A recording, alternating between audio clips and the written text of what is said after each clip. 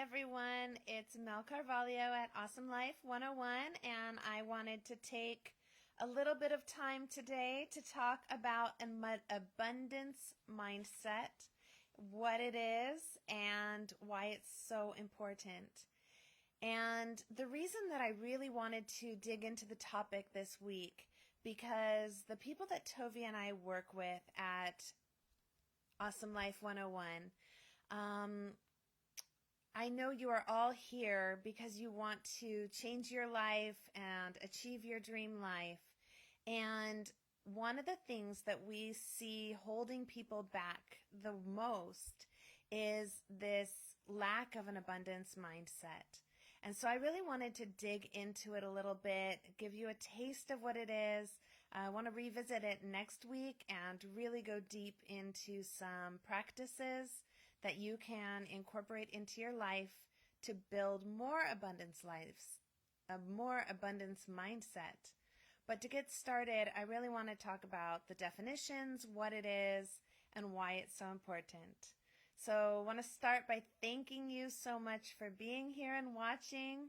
Tovi, I see you, and Margaret, I see you out there. Thank you guys for visiting, for dropping by. And so abundance mindset and contrasted with scarcity mindset, these were coined by Stephen Covey in his 1989 book, The Seven Habits of Highly Effective People. And if that's not on your reading list yet, please put it on there. Make sure we've read that book. And an abundance mindset is simply the profound belief that there is enough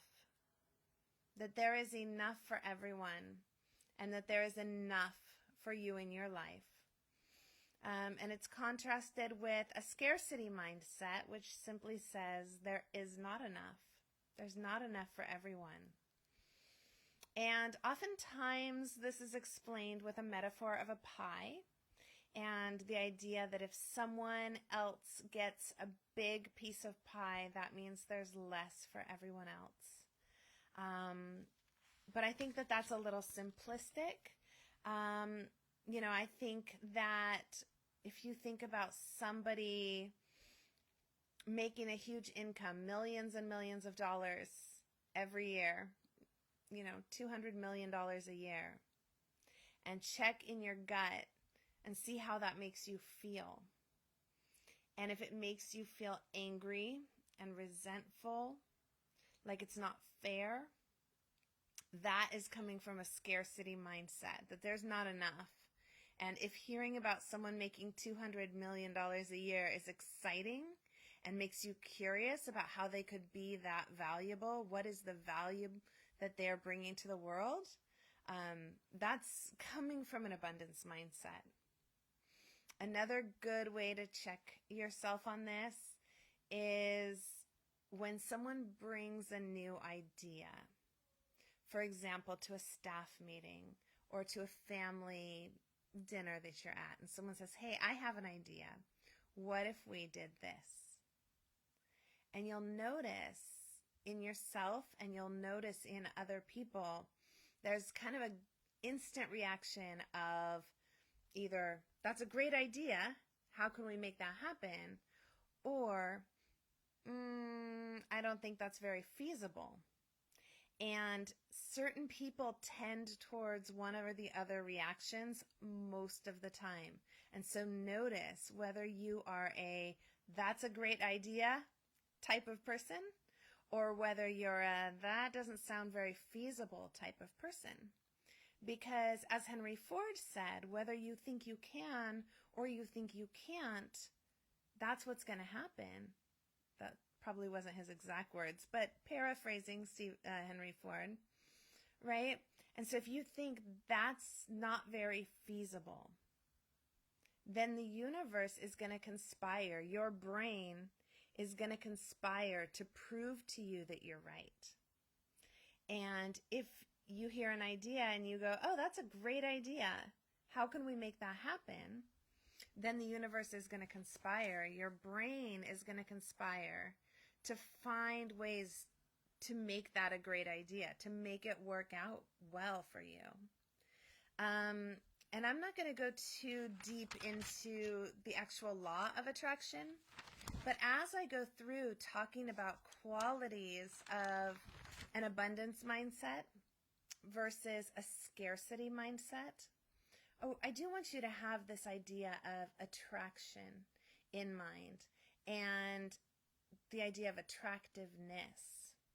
So as I'm going to personify Mr. Scarcity and Mr. Abundance, and as you listen to them, I want you to think about which of these two people would you rather spend time with? Which of these two people would you rather buy a gift for? Which of these two people would you rather be married to? Which of these two people would you rather have on your team?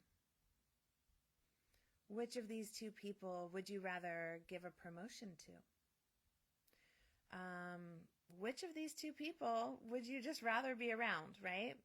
And so, somebody who is in a scarcity mindset, we talked about the pie a little bit.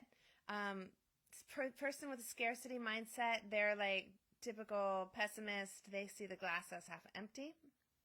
I'd say abundance mindset sees the glass as having bottomless refills. And so they are not afraid of it running out. When you go visit Mr. Scarcity and, you have to ask him, hey, do you have anything? Do you think I could get a glass of water? Do you have anything to eat? And Mr. Scarcity is a little worried because he knows money's short and he may not be able to go out and get more, right? Or his time is short. He might not have enough to go out and get more. And Mr. Abundance, when you go visit his house, he says, hey, how you doing? Can I get you a glass of water? Is there anything else? Look at these lemons my neighbor brought over. Let's cut one of these up. Aren't these amazing? Right? I'm not talking about the difference between a rich person and a poor person, right? You can find a rich person with an abundant mindset. And you can find a rich person with a scarcity mindset who is so afraid to lose anything. They don't want to waste anything. They're watching the cost of that cup of water go down your throat, whereas the abundance mindset is so happy to be generous, right? So Mr. Abundance is generous, where Mr. Scarcity is stingy. Mr. Scarcity, when he sees his neighbor's fancy new car, is resentful, judgmental. And Mr. Abundance, when he sees his neighbor's new car, he celebrates that his neighbor's doing so well. He is glad to know that his neighbor, was confident enough to be able to buy the new car, or get the new clothes, or find a nice new person to date, right? Mr. Abundance is celebrating their friends and their coworkers' wins, whereas Mr. Scarcity is resentful. Mr. Scarcity is always competing because there's not enough.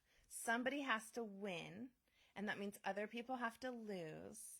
And so Mr. Scarcity is on edge and watching his back, while Mr. Abundance is in a mindset of collaboration.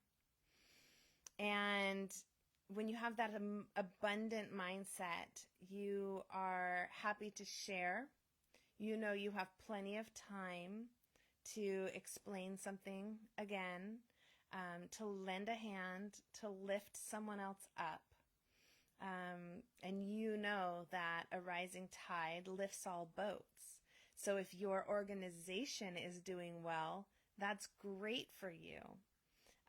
Versus someone who's in competition, and so they don't want you to do well. Even if you guys are in the same organization, if you're doing well, then they're afraid of what that means for their career, right? You still thinking about which of these people you'd rather be working with? With a scarcity mindset,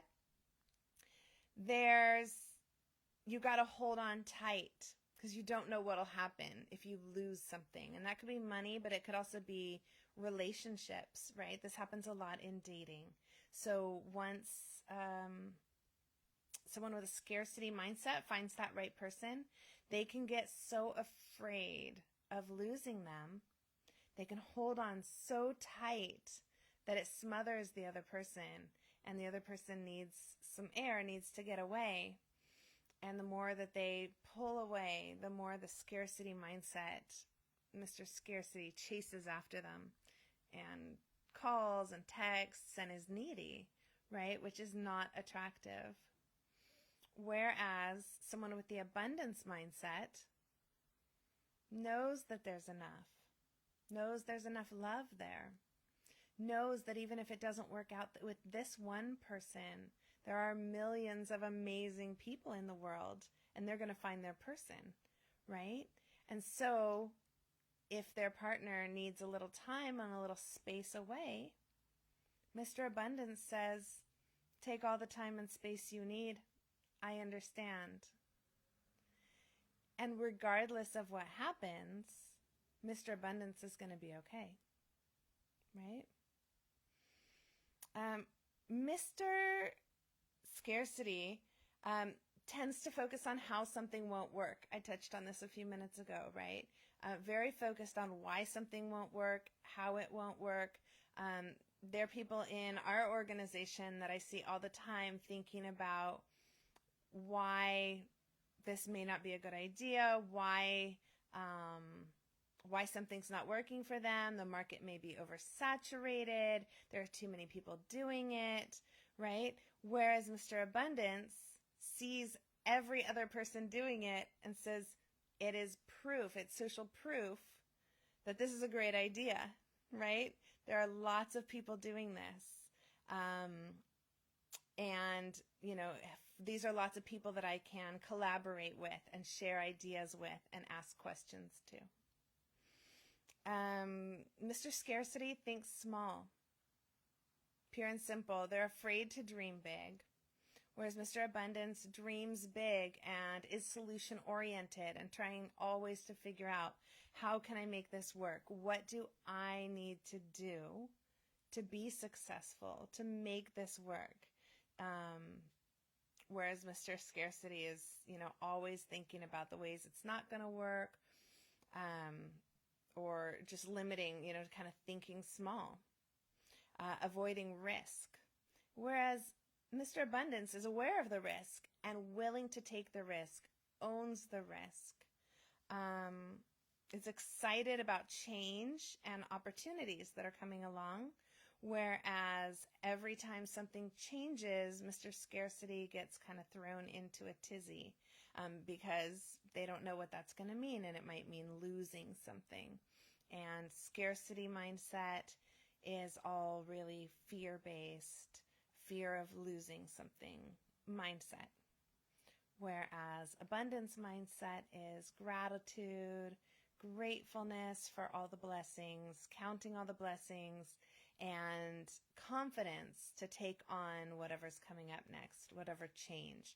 We know that change is going to come. And so being ready for it, being excited about it.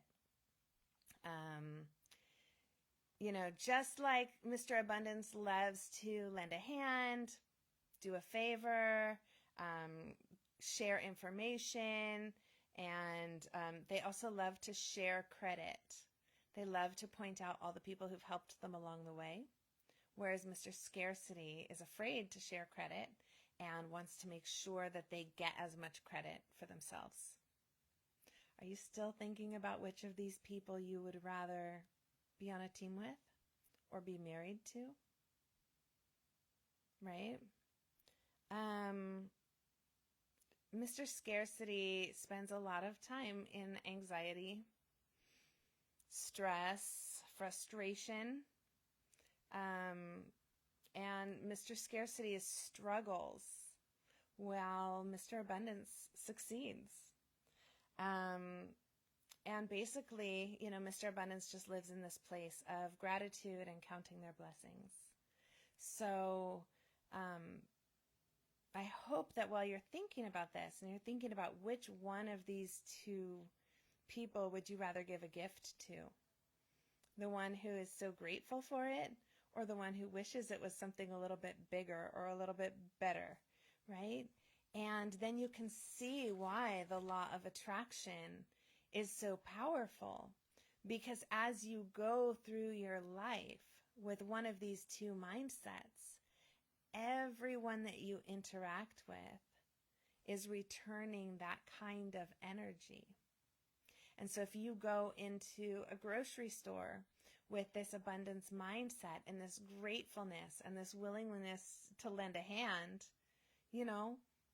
there's a chance that something good is going to happen to you while you're in there. Someone's going to find a discount or point out that you left your credit card sitting on the counter, right?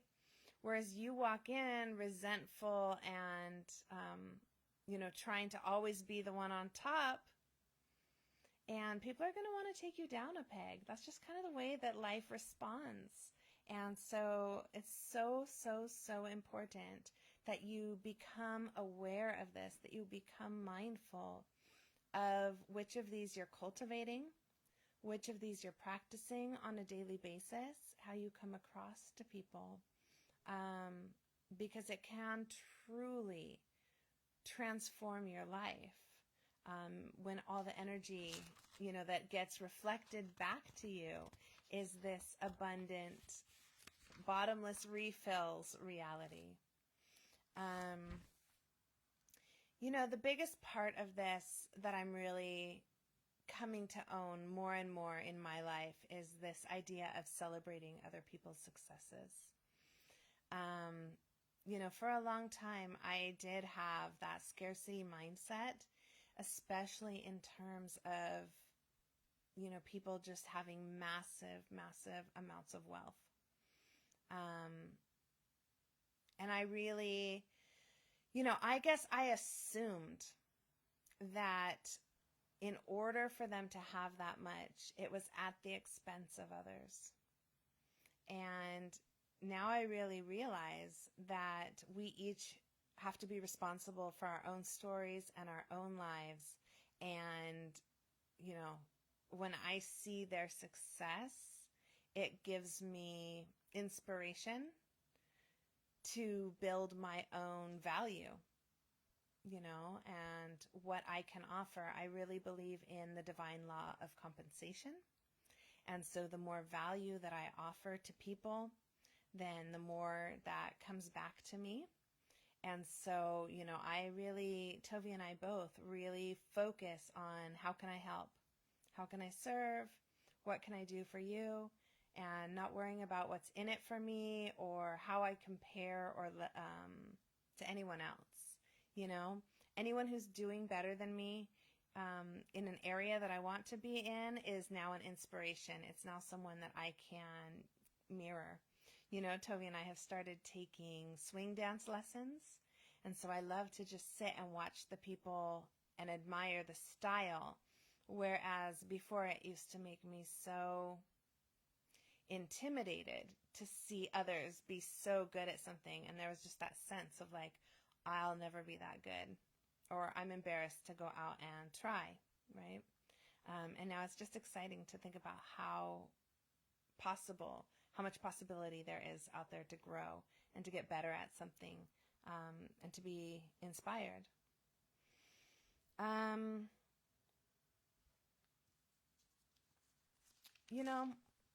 I think I mentioned it briefly, but I want to say, I think it's worth saying again, that idea of a rising tide lifts all boats.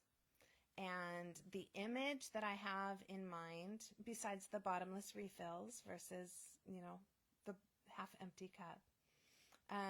But the other image that I really hold in mind when I'm talking about abundance mindset is like King of the Hill, and it's like sometimes there's people who once they get up to the top, they are so careful to make sure that no one else gets up there with them.